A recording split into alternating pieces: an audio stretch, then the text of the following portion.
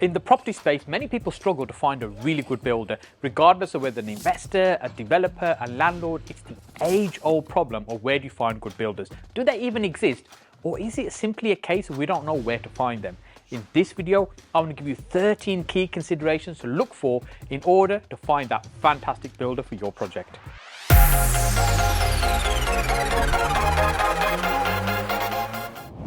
Hey, if you're watching my videos for the first time, my name is Saj Hussain, and on this channel I share with you my 15 plus years of property investing experience to ultimately help you get further faster in your own property investing journey. So let's just get straight into it. Number one is to look where builders actually hang out, and the places they hang out is not down the pub, but the trade merchants, such as, for example, Selco, you've got Wix, you've got Toolstation, independent merchants. This is where the builders go nice and early every morning to make sure they're stocked up with everything they need for that day to get the job done.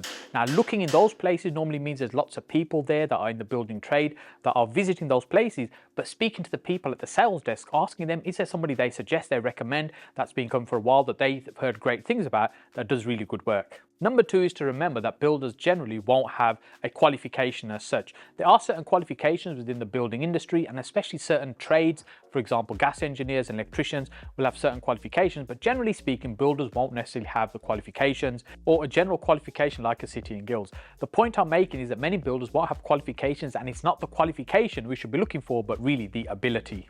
Number three, when we're looking for a builder, one of the best places to start is to ask for recommendations. So these are people that already may have used a builder that we can ask for in terms of a reference. So for example, it might be friends and family, or say networking events. You've got business networking events, but rather than business networking events, it's the property networking events. At the property networking events, you'll have lots of other investors, developers, landlords there that may have used a builder that can give you some feedback on them, whether they were good or they're appalling and you should avoid them. But either way, it's giving you some feedback on who you should be looking for, maybe who you should be avoiding.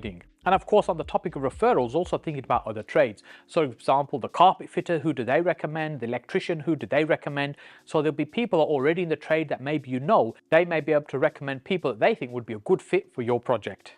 Number four is looking in your local area where builders may already be working on other properties. What you can do is go along, knock on the door and say, hey, you're looking to speak to somebody that might be able to help you with a project, and you're really having a chat with the builder, but also being observant in terms of what's going on around you, the organization, how kind of neat and tidy the building site is. Just little things like that will give you an indication of how well organized they are and how they're running. And depending on the stage they're at, it may give you an opportunity to assess the quality of finish of the work in terms of what it looks like when it's near that completion stage. I remember having a conversation with somebody that attended one of our property networking events, and he was telling me about a builder that he found in this way when he went just simply knocking on doors where he saw there was already somebody working there and having a chat with a builder. And he was telling me about this one site where it looked absolutely fantastic. They were doing a really nice job. The vans all looked brand spanking new outside. They were working on the project, but when he got the quote for his project, nearly fell off his chair when he found out how much it's going to cost. And I said to him, the clue was probably in the vans. If they've got brand new spanking vans, they're probably doing really well. It doesn't mean they're going to do a bad job, but of course you've got to assess it depending on the type of budget that you have for your project. So if you're looking for something more cheaper and cheerful, you may not be looking for a bigger company that's got a fleet of brand new spanking vans parked outside the site as well. Number five is looking online, and this doesn't mean jumping onto Google and putting in looking for a builder in my local area and see what that comes up with, because the list that you'll get from that search will really show who's a great marketeer, who understands SEO, and who's able to rank and list on Google as opposed to who's necessarily a good builder. What we're really looking for is the big websites that many of the builders will probably be listed on. The sort of sites I'm talking about is trustatrader.com, checkertrade.com, mybuilder.com, ratedpeople.com, and fmb.org.uk. Now, just because they're listed on these websites, it doesn't mean necessarily that they're a good builder. Just like with the olden days where there's yellow pages, you flip through and somebody had a big advert, it didn't mean that they were good at what they do. It just means they're probably spending more money or they're better at marketing, as I said earlier on. Essentially, what we're looking for in these sites is reviews from other people who've already used them. Have they been rated by other people? That's really the key thing we're looking for. It's the opinions of other people that have used their services, how they're founding, and how they've rated them on those websites. Whilst we are looking online, we do want to put their name into Google just to see what kind of Google reviews or other reviews are coming up or what other people may be saying about that particular builder. And sometimes a search like this will reveal more helpful information about that builder than we can ordinarily find on the websites. And the builder's own website, I wouldn't necessarily use that as a guide to whether they're any good or not, because again, this comes down to marketing and how good they might be at that, or whether they've got somebody doing that for them. And many good builders haven't even actually got a website. When we are talking to builders, one of the things we want to do is be able to go and look at other projects they've already done, just to be able to give an idea of really the quality of finish and also the experience that their customers had. And if a builder's any good, of course, they're not going to have any difficulty in terms of finding 3 people that you can go and have a chat with. Now, maybe they've cherry picked 3 of their best customers, but either way, it means that you can actually go and talk to the customers. And when you're talking to the customers, really there's some questions that you can ask to really understand how that process went. Rather than just looking at what the finish was, there's some questions that we want to ask. Some of the questions that we want to ask previous customers is whether they communicated effectively with them, were they nice and clear in their communication, the frequency of that, were they polite when they were working with them, and were they punctual as well? Did they turn up when they say they were going to do, and did they stick to their commitments generally? And with projects, you can always have delays and problems, but did they flag these up nice and early, any delays and unforeseen problems? Did they manage to minimize the noise and disruption on site? Other trades, were they managed effectively if they were required? How did they organize and manage those? Did they keep the site nice and tidy? And of course, one of the big ones is, did they deliver the project on time and on budget? Number 7 is to use the right size builder. What we mean by that is, if you're doing a general small extension, you're not probably going to find a multi-million-pound building company that's going to come put that small extension up for you. They may do it, but you're probably going to pay significantly more because their overheads are going to be much higher. In the same way, if you've got a small building company that's one guy in his van and a couple of buddies, and you ask him to build 10 houses for you, maybe they haven't necessarily got the experience or the capacity to be able to do something like that. So it's looking at their ability, their size of the firm for the job that you want them to do, and have they got experience of doing those kind of projects. Number 8 is to check if they're members of any trade bodies, for example, the Federation of Master Builders. Now, it doesn't mean that they have to be a member of one of these organizations to be any good, but if they are a member, what you do want to do is not just take it on face value, make sure you log on to the accreditation website to check that their membership is still valid and there's no issues with that. And of course, if they're working on gas or electric, you need to make sure that they are accredited by the relevant bodies, because they shouldn't be working on any of these services without those accreditations. I remember in the very early days when I was doing a house renovation once, I got an electrician through somebody else. I'd asked for an electrician, they just gave me a number. It wasn't necessarily somebody they'd used, they found a number from somebody else. And I asked the electrician to come and do some work for me, and I said to him, hey, I'm assuming you're all qualified and everything. He goes, yeah, we've got, all the qualifications. And he did some work in the property. When it came to actually issuing the certification, it was actually somebody else that came around to have a look at it. It turned out that the guy was doing the work wasn't actually qualified, that he would then ask somebody else to come and look at his work, approve it, and then issue a certificate. It's just actually being aware who's the person that's accredited and who's the person doing the work on your property. Number 9 is the biggie. This is the one where I see many people making mistakes on. This is going out and getting 3 quotes. People will normally go and do that. They'll get 3 quotations. They'll look at them. They say that one's super cheap, that one's super expensive, that one's in the middle somewhere. Hey, we'll just pick that one, or maybe go with the cheapest one. All those methods are absolutely wrong. That's not really the way you should be approaching this. Really, this is about the quality information that you give the builder in the first place for them to assess and be able to cost this properly for you. So for example, if you say, hey, look, I want a wall built here, and you ask for a quotation, you're going to get lots of varying quotations for building that wall, because there's many different ways to approach it in terms of how they're going to cost it and how that job is actually going to look like.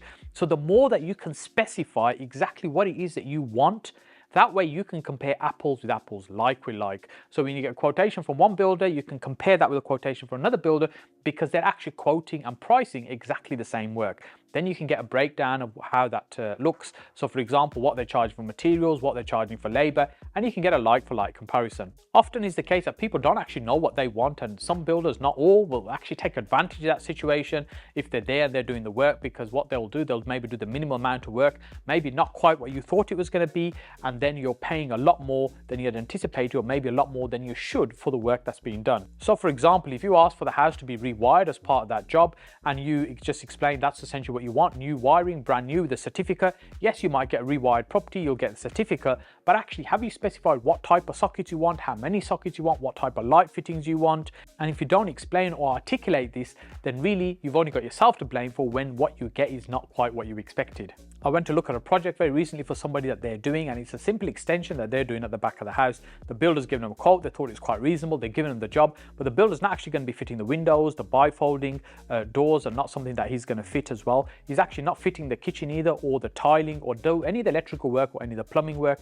because that's not what he does. The question is, what is it exactly that the builder's doing, and what is it that you're paying for? By being clear about what is it that you want, you are much more likely to be happier with the outcome. There's a number of questions that we could ask. For example, who's actually going to be supplying the materials? Is that something you'll be doing, or is that the builder needs to do that? And if there's any additional trades that needed, so for example, you might need a gas engineer, is that going to be the builder's responsibility within the quote, or are you going to have to do that separately because it's not something the builder does? Who's going to be dealing with building control and planning permission to adhere with what's being built is actually what's been approved in the first place? Agreeing what needs to happen to the site at the end of the day to keep it nice and clean and tidy and safe as well. The anticipated timescale for the project, how long it's going to take, and also things like any extras that might need to happen in the project, how that's going to work, how it's going to be costed. Simple things like, are there skips included, or is that going to be an extra thing that's going to be added on?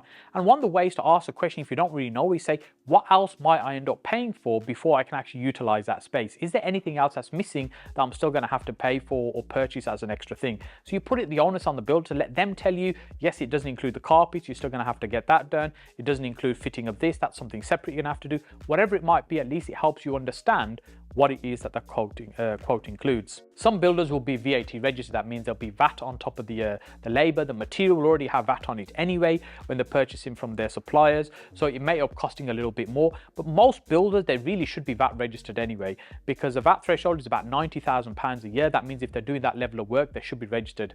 And any small builder that's doing a reasonable amount of work should be hitting that threshold. So if they're asking for payments in cash, for example, I take that as a warning sign that maybe there's something not quite right in the way they're doing their accounting and how they're running their business. When you're looking at the quotes, what are the payment terms that are being set up? How much is it that needs to be paid up front? How much is it going to be paid at each stage? When are we going to be able to define what's a completed stage when that payment needs to be made? And is there any money that's going to be held behind for snagging? So ideally, you don't want to release all the money when the job's completed. You want to be maybe holding back 5-10%, ideally, so that if there's any issues, that the builder still has an interest and incentive to want to come back and get those things resolved for you because you still owe a small balance.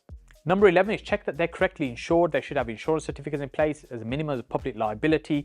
And so if you look at the insurance certificate, see what is it that they're covered for, but don't just rely on that piece of paper. Make sure you ring the insurer to check actually that they're covered correctly. I heard a horror story recently where somebody used a builder. They checked the papers, they thought they were all genuine, but actually there was a problem on the site. And when they looked at the insurance papers in more detail later, they realized actually there weren't even genuine documentation. So I wouldn't just take paper on face value. I'd make sure you're doing a little bit of checks. And it's not that you don't trust the person you work on, or the other person might feel a little bit uncomfortable, but often when we talk about building work, we're talking about significant amounts of money, sometimes tens and tens of thousands of pounds. So you want to make sure that actually the person that you're choosing to work with is going to be the right person and that you're happy working with them on their terms, because the terms will be part of their quotation. Number 12 is to find out their availability. When is it that they're actually going to be able to do this job for you? You might like the terms, you might like the quote, you might like the person, but actually, are they able to do this job now, or is it going to be in 6 months' time? Do you want to wait 6 months? Are you able to wait 6 months? And even if they're available to start tomorrow, maybe that should be a little bit of a warning sign as well, because most builders, they're usually tied up and busy with projects for many months at a time. So this is something you want to start doing early and not really literally a week or so before you want them to start work. There are so many factors to think about when looking to take on a builder. In our training courses, we go into this a lot more deeper. In this video, I want to give you 13 key things to be thinking about in order to make the decision for the right person. The 13th and final thing is, if the business operates as a limited company, you want to go to company's house and do a bit of due diligence there to see how long they've been around, who are the people in that business, just to give you a sense of what you're hearing from them is actually what you think it is. Hey, if you enjoyed this video, then do me a favor, click on my face over here to subscribe to the channel. Many of the people that watch these videos don't subscribe to the channel, and it really helps me out to reach more people. Then once you've done that, click on this video over here, which teaches more about getting started in property development. What are the key fundamentals that you need to be aware of? Look forward to seeing you on this video over here.